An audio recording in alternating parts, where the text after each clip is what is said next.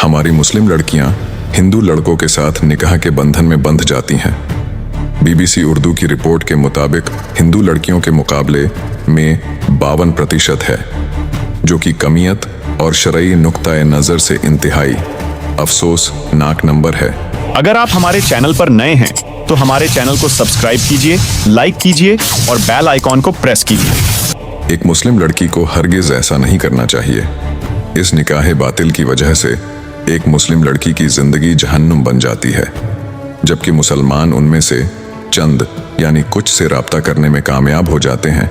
लेकिन जब उन लड़कियों से कहा जाता है कि ये शादी शरीयत इस्लाम में जायज़ नहीं है, तो वो लड़कियां मजहब को एक सानवी हैसियत देकर बात कबूल करने को तैयार नहीं होती।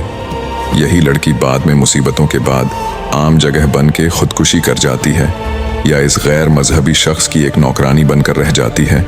और अगर बाद में उन्हें कानूनी चाराजोई के जरिए उनसे खुलासी की बात कही जाती है, तो वो बहनें इसके लिए भी तैयार नहीं होती कि वालिदैन तो नाराज़ हैं ही, कानूनी कार्रवाई के बाद मुआशरा भी उनसे बदजन हो जाएगा।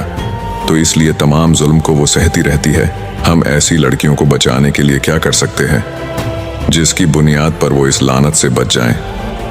इन लड़कियों को इस दलदल में जाने से रोकने के तरीके, ये एक अहम सवाल है लफ्ज़ जिहाद कानून के ऊपर, और ये बड़ी अफसोसनाक सूरत हाल है और उसकी मुकम्मल जिम्मेदारी मुस्लिम कम्युनिटी की है कि हमारे वालिदैन अपनी औलाद की उस तरीके से तरबियत नहीं कर पाते जैसा कि होनी चाहिए। देखिए, यहाँ दो सूरतें हैं। हिंदू लड़कों से निकाह कर चुकी मुस्लिम लड़कियों के साथ कैसा बर्ताव करें। एक तो वो लड़कियाँ कि जिनकी इस तरीके की शादियाँ हो गई हैं, अब अगर वो अपनी ज़िंदगी में इतनी ज़्यादा मसरूफ़ हो चुकी है कि उन्हें इससे कोई फ़र्क नहीं पड़ता कि उन्होंने किससे शादी की है, तो जाहिर है कि आप उनको एक मर्तबा समझाएंगे, दो मर्तबा समझाएंगे, आपने अपनी हुज्जत पूरी कर दी, बात खत्म हो गई। दुआ ही की जा सकती है ऐसी लड़कियों के बारे में, ऐसी औरतों के ताल्लुक से। लेकिन अगर वो परेशान है तो फिर वालिदैन को समझाना बहुत ज़रूरी है कि वो ऐसी लड़कियों को कबूल करने के लिए तैयार हो। अगर वालिदैन की तरफ से ये हो कि नहीं, चूँकि ये लड़की इसने हमारी मर्जी के खिलाफ एक गैर मजहब में शादी कर ली है, तो अगर ये हमारे पास वापस भी आ जाएगी तो हम इसको कबूल नहीं करेंगे। तो यही चीज़ दरअसल बनती है कि लड़की पूरी ज़िंदगी जुल्म का शिकार रहती है और जुल्म को कबूल करने के लिए तैयार रहती है। अगर वालिदैन की तरफ से यानी वुसअत ज़र्फ़ी का मुज़ाहिरा हो और उनसे ये कहा जाए कि नहीं, अगर तुम वापस आने को तैयार हो तो हम भी खुले दिल से इस्तकबाल करने को तैयार हैं, तो फिर ऐसी लड़कियां किसी भी तरह के जुल्म को बर्दाश्त नहीं करेंगी और वह कानूनी चाराजोई करेंगी। तो पहले वालिदैन के ऊपर मेहनत हो। ये तो उन लड़कियों के ताल्लुक से है जो उस जहन्नम में पहुंच चुकी है, उस आग में जल रही है। मुसलमान पेरेंट्स अपनी लड़की की देखभाल कैसे करें, लेकिन दरअसल सबसे ज़्यादा उन लड़की को और उन नौजवान लड़के और लड़कियों को बचाना है कि जो उस आग में अभी नहीं जले हैं लेकिन अपनी नाकिस तरबियत की वजह से जल सकते हैं।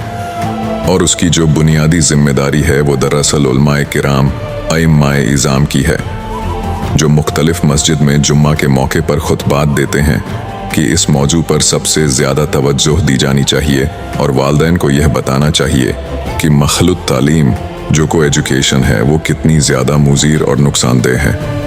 और मुसलमानों ने मुख्तलिफ इलाक़ों में, अलग अलग शहरों में इस तरह का निज़ाम तालीम शुरू कर दिया है। उसका आगाज़ कर दिया है कि लड़कों के अलग स्कूल है, लड़कियों के अलग स्कूल है। तो चाहे वहाँ फ़ीस ज़्यादा हो और निस्बतन अगर निज़ाम तालीम नाकिस भी हो, तब भी वही लड़कियों को और लड़कों को भेजना चाहिए।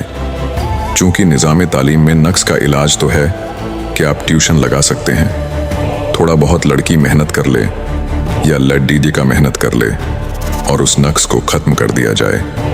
लेकिन अगर ये नुकसान हो गया कि जिसके बारे में सवाल किया जा रहा है, तो फिर उसका इलाज बहुत मुश्किल हो जाता है। तो वालिदैन को ये समझाना बहुत ज़रूरी है कि दिन और दुनिया के मुकाबले में दिन की कितनी अहमियत है कि दुनिया के नुकसान को बर्दाश्त किया जा सकता है लेकिन दिन का नुकसान को बर्दाश्त नहीं किया जा सकता।